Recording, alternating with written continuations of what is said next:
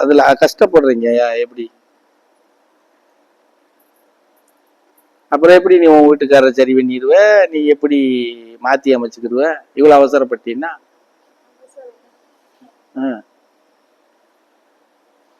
நான் தான் அப்பளே சொன்னேன்ல, இங்க சீர்திருத்தம் ஆகணும், சீர்திருத்தம் செய்யணும்னா ஒரு சில சிரமங்களை நம்ம சந்திச்சு தான் ஆகணும். என்ன சிரமம்?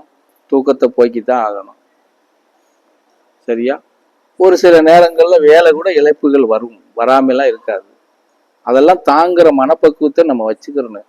நீ எதுவுமே இழக்காம எல்லாமே சரி பண்ணிக்கிறலாம்னா நீ மண்ணுக்குள்ள ஓடுறது வரைக்கும் கூட பண்ண முடியாது.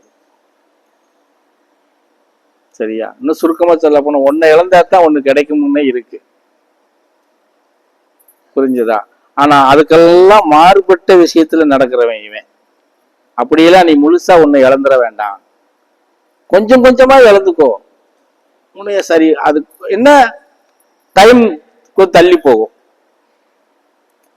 சீக்கிரமா ஒரு பிரச்சனையை முடிக்கிறது 3 மாசங்கிறது 6 மாசம் ஆகும். நம்ம தான் இழக்கிறதுக்கு தயாரா இல்ல. நான் 100 ரூபா சம்பாதிக்கணும், 10 ரூபா தான் நான் காணிக்க போட முடியும். புரியுதுக்காக சொல்றேன். அப்ப 10 ரூபா அங்க 1000 ரூபா சேர்றதுக்கு எவ்வளவு நாள் ஆகும்? 6 மாசம் ஆயிரும் இல்லையா? அப்ப அந்த விஷயத்தை சரி பண்றதுக்கு அந்த டைம் போகும்.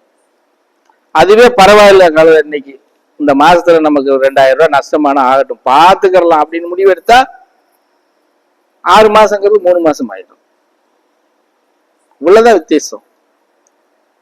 நம்ம அந்த மனநிலைக்கு இல்லாதனாலதான் 6 மாசங்கிறது 9 மாசம் ஆயிரும், 9 மாசங்கிறது 1.5 வருஷம் ஆகி போயிரும். ஒரு விஷயத்துல சின்ன அப்படி மெத்தனம் கொடுத்துட்டோம்னா அடுத்து அடுத்து அடுத்து அடுத்து அடுத்து அந்த இது உள்ள நுழைஞ்சுக்கிட்டே இருக்கும். பின்பற்ற விஷயத்துல நம்ம பின்னாடி போய்கிட்டே இருப்போம். அதுக்கு காரணம் நம்ம கிட்ட நுழைஞ்சுக்கிட்டே இருக்கும். சாமி இந்த சொல்லிச்சு இல்லையா, அவங்கள காலேஜுக்கு அனுப்பணும் சாமி, வேலைக்கு போகணும் சாமி. சரியா? அதுக்கு தான் சொல்றேன், 10 நாள் படுக்கையில படுக்க வச்சுட்டா எப்படி காலேஜுக்கு அனுப்புவீங்க, எப்படி வேலைக்கு போவீங்க? இதுக்கு பதில் இருக்கா?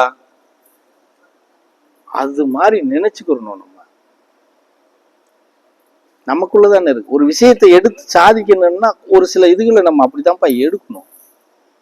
இப்ப உன்னைய பொறுத்தவரை நான் ஓப்பனா சொல்றேனே, நீ நிறைய விஷயத்த கொஞ்சம் நீ விட்டு கொடுக்க வேண்டியது வரும். அப்படி விட்டு கொடுத்து நீ பயணம் பண்ணா மாத்திரம் தான் உன் புருஷனை சரி பண்ண முடியும். இல்லைன்னா என்ன செய்ய முடியும்?